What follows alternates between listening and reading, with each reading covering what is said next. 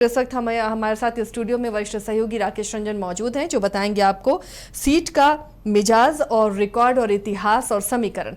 तो आज जिस सीट में हम पहुंचे हैं, जिस विधानसभा को हम टटोलने की कोशिश करेंगे, वो है कांटी विधानसभा। अब ये कांटी विधानसभा जिसमें जो वैशाली लोकसभा के अंदर आती है और इसका जिला मुजफ्फरपुर है, यहाँ पर फिलहाल राजद का कब्जा है। लेकिन ये जो इलाका है, ये जो सीट है, क्या हमेशा से राजद उम्मीदवार को चुनता रहा है या फिर यहाँ की जनता अलग अलग उम्मीदवारों को मौका देती रही है, इसकी पड़ताल करेंगे। रंजन जी, अगर कांटी सीट को आप स्कैन करते हैं तो क्या रिकॉर्ड्स मिलते हैं? देखिए, अगर कांटी विधानसभा सीट की बात करें तो ये एक पुरानी विधानसभा है और यहाँ पर जो पहला चुनाव हुआ था वो 1952 में हुआ था। लेकिन अगर इधर रिसेंटली आप कांटी विधानसभा में जो चुनाव हुए हैं उस पर गौर करें तो जो कुछ चीज़ें दिखती हैं स्कैन करने पर, उसमें जो सबसे महत्वपूर्ण है वो ये है कि पिछले 3 चुनाव से यहाँ पर मल्टी कॉर्नर फाइट जो है वो देखने को मिल रही है। और दिलचस्प ये है कि मल्टी कॉर्नर फाइट में कई बार आप देखते हैं कि जीत का मार्जिन बहुत बढ़ जाता है, लेकिन यहाँ ऐसी चीज़ें नहीं हैं। जो जीत हार का अंतर है वो 8 से 10, साढ़े 10 हज़ार के आसपास का ही होता है। मतलब ये कि जो यहाँ के मतदाता हैं, जब वो वोट करते हैं तो वो सभी को वोट करते हैं जो भी मुकाबले में उन्हें दिखता है। इसके अलावा अगर हम देखें तो जब हम कांटी की बात करते हैं तो यहाँ पर थर्मल पावर प्लांट है और जिसकी कि काफ़ी जो है वो चर्चा भी होती रही है। वैसे आपको बता दें कि ये जो थर्मल पावर प्लांट है वो George Fernandes thermal power plant के भी नाम से जाना जाता है। जॉर्ज फर्नांडिस जो बड़े समाजवादी नेता, प्रखर समाजवादी नेता, वो मुजफ्फरपुर से चुनाव जीतते रहे और ये क्षेत्र रहा उनके काम करने का, और उसका प्रभाव आप जब देखेंगी तो आपको कांटी विधानसभा में भी दिखता है। देखिए, जॉर्ज फर्नांडिस समाजवादी नेता थे, तो अगर आप कांटी विधानसभा को स्कैन कीजिएगा तो यहाँ जो आखिरी बार कांग्रेस जीती है वो 1972 में जीती है। अब समझिए कि जेपी आंदोलन आने से पहले एक बार जब जयप्रकाश नारायण का मूवमेंट आ गया, जेपी आंदोलन आ गया और समाजवादी विचारधारा चारों तरफ फैली है, तो उसके बाद कांटी विधानसभा में कांग्रेस को एक बार भी सफलता नहीं मिली है।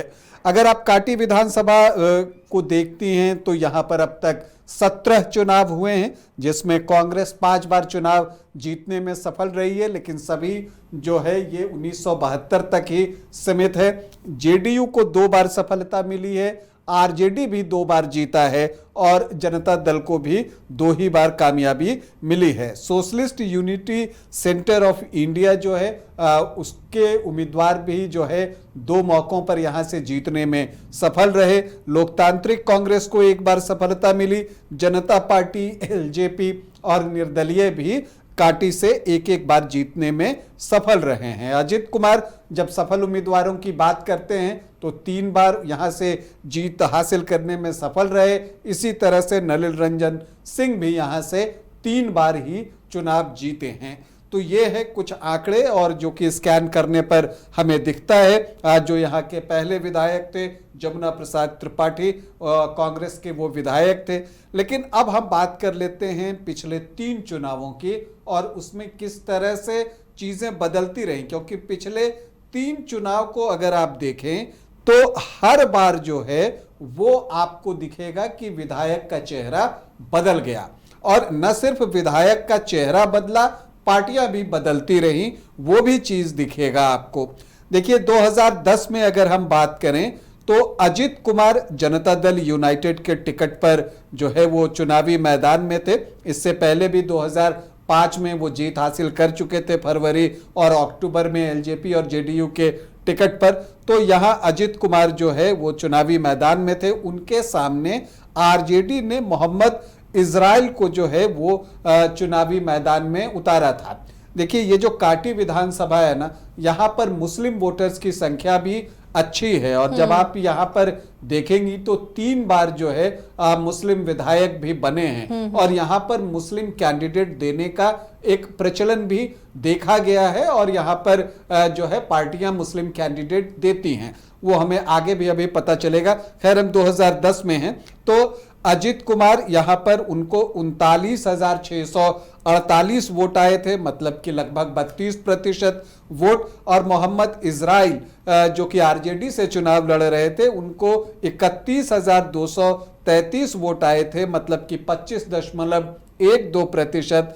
और तीसरे स्थान पर थे अशोक कुमार चौधरी, जिनको कि 29,768 वोट मिले, मतलब कि लगभग 24% वोट। तो बिल्कुल एक ट्रायंगुलर फाइट थी और इस ट्रायंगुलर फाइट में जेडीयू के अजित कुमार 8,415 वोटों से जीतने में सफल रहे। उसके बाद 2015 आता है, महागठबंधन बनता है, जेडीयू आरजेडी कांग्रेस एक साथ। अब ऐसे में लगता है कि बहुत मजबूत जो है वो महागठबंधन बना, लेकिन दिलचस्प ये रहा कि कांटी में जब 2015 का चुनाव हुआ तो जो महागठबंधन इतना मजबूत दिख रहा था वो तीसरी पोजीशन पर चला गया। और दिलचस्प बात ये कि जीता एनडीए से भी कोई नहीं, एनडीए दूसरे स्थान पर रहा और जो जीतने में सफल रहे वो रहे निर्दलीय उम्मीदवार। और एक और दिलचस्प बात कि ये सामान्य सीट है, लेकिन एक एससी जो हैं वो इस सीट को जीतने में सफल होते हैं। अशोक कुमार चौधरी जो है वो यहां से चुनाव जीतते हैं। अब क्या कुछ रहा अगर आप देखिए तो अशोक कुमार चौधरी जो कि निर्दलीय चुनाव लड़ रहे थे, उनको 58,111 वोट मिले, मतलब 32.38%। अजित कुमार जो हैं जो कि सिटिंग विधायक थे और जेडीयू से, लेकिन जब सीट जो है आरजेडी को चली गई थी और वहां से मोहम्मद परवेज आलम खड़े थे, तो अजित कुमार जो जीतन राम मांझी की पार्टी है हम सेकुलर, उससे जो है वो उम्मीदवार बने और उनको 48,836 वोट आए, मतलब कि 27.21%। और जो मोहम्मद परवेज आलम आरजेडी के प्रत्याशी थे, उनको 47,050 वोट आए, मतलब कि 26.22%। तो यहां पर जो आरजेडी के कैंडिडेट थे वो तीसरे स्थान पर रहे, जो हम सेकुलर के कैंडिडेट अजित कुमार थे वो दूसरे स्थान पर रहे और अशोक कुमार चौधरी यहां से बाजी मारने में कामयाब हुए।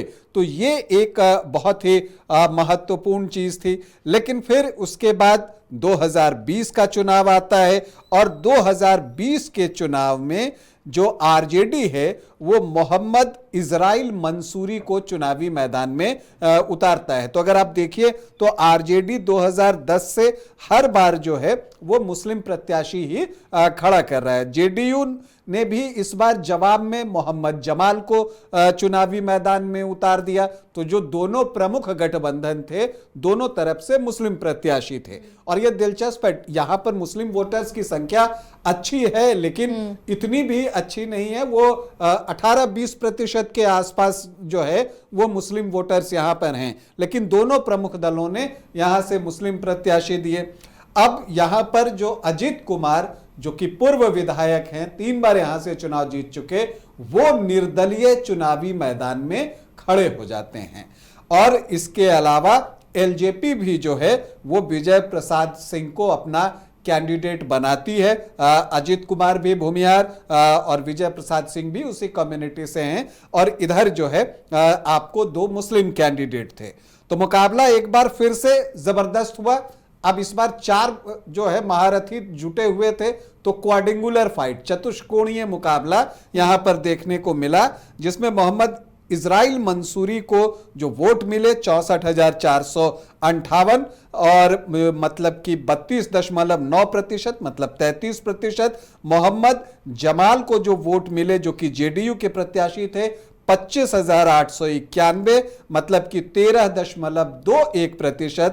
और अजित कुमार जो निर्दलीय चुनाव लड़ रहे थे उनको मिले 27.6%, मतलब कि 54,144 वोट।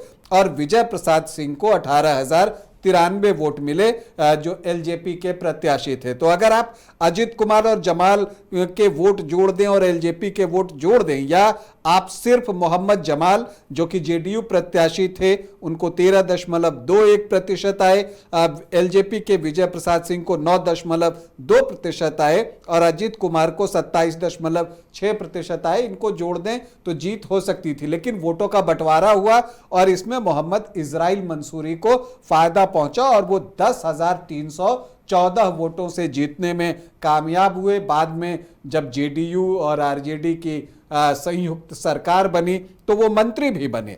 तो एक चीज जो देखने में आ रहा है कि यहां जो पिछला 3 चुनाव हम देखते हैं उसमें अजित कुमार 2010 में जीतने में सफल हुए, 2015 में वो दूसरे स्थान पर रहे और 2020 में भी वो दूसरे ही स्थान पर रहे। मतलब कि वो मुख्य मुकाबले में रह रहे हैं और इसलिए इस बार ये संभावना व्यक्त की जा रही है कि एनडीए की तरफ से अजित कुमार को चुनावी मैदान में उतारा जा सकता है। वैसे अजित कुमार ने अब बीजेपी ज्वाइन भी कर ली है, लेकिन ये सीट जो थी वो जेडीयू की थी। जेडीयू पिछले बार यहां से चुनाव लड़ी थी। तो अब देखना है, चूंकि मोहम्मद जमाल भी अभी जेडीयू में है, तो एक क्या बातचीत होती है दोनों के बीच में, दोनों पार्टियों के बीच में। एलजेपी का भी प्रदर्शन बेहतर रहा था, लेकिन ऐसा दिखता है कि अजित कुमार को शायद टिकट मिल जाए। अब पार्टी कौन सी हो ये कहना मुश्किल है,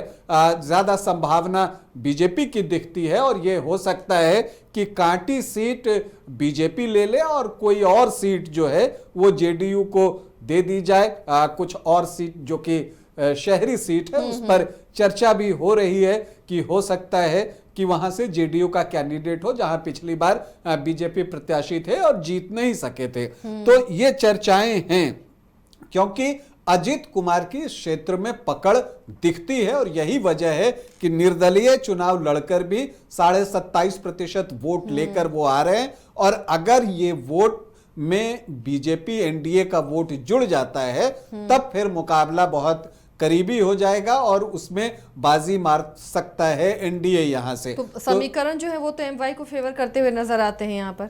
जी, अगर आप यहां पर जब जातीय समीकरण को देखें तो यहां पर जो एससी हैं वो 16.63% हैं, तो उनकी संख्या भी अच्छी है। और यही वजह है कि अशोक कुमार चौधरी 2015 में जो है यहां से चुनाव लड़े और वो जीतने में भी सफल रहे। बाद में सकरा से वो चुनाव लड़के 2020 में जेडीयू के टिकट पर विधायक बने, जो कि एससी आरक्षित सीट है। तो जो एससी हैं वो 16.63% हैं। इसके अलावा मुस्लिम वोटर्स जो हैं 19.4% हैं। अच्छी संख्या है इनकी। जी हाँ, इनकी संख्या अच्छी है। यादव 7-8% के आसपास होंगे, तो एक 26-27% का वो चंक बनता है। और इसमें सहनी वोटर्स अगर देखें तो सहनी सरनेम अगर आप सिर्फ देखती हैं तो वो 7% के आसपास हैं। तो ये आंकड़ा 32-33% के आसपास बन जाता है। और यहां पर जब आप पिछले 3 चुनावों को देखें तो जो मल्टी कॉर्नर फाइट हो रही है उसमें 32-33% पर तो जीत हो जा रही है। लेकिन अगर आमने सामने का मुकाबला अगर हो जाता है आरजेडी बनाम एनडीए, तब वैसी परिस्थिति में एनडीए जो कि सामान्य जाति यहां पर बहुत अच्छी संख्या में है, भूमिहार वोटर्स यहां पर बहुत अच्छी संख्या में है। कई लोग तो ये कहते हैं कि जितने मुस्लिम वोटर्स हैं उतने ही भूमिहार वोटर्स हैं, लेकिन अगर नहीं भी हैं तो 14-15% मानकर चलिए उनके वोट हुए। राजपूत यहां बहुत अच्छी संख्या में है, ब्राह्मण हैं, कुछ कायस्थ वोट भी है। तो जो सामान्य जाति के वोट हैं और कोयरी कुर्मी को अगर आप देखिए तो 8-9% के आसपास जो है आपको वो वोट भी दिखेगा। तो सामान्य जाति, कोयरी कुर्मी के वोट, वैश्य वोट यहां पर 11 से 12% हैं। अगर वो ऐड हो जाएं और पासवान वोटर्स की संख्या अच्छी है, अगर चिराग पासवान की वजह से वो वोट भी एनडीए को मिलता है तो समीकरण जो है वो एनडीए के मुफीद हो जाएगा। लेकिन क्या ये सारी चीजें होंगी?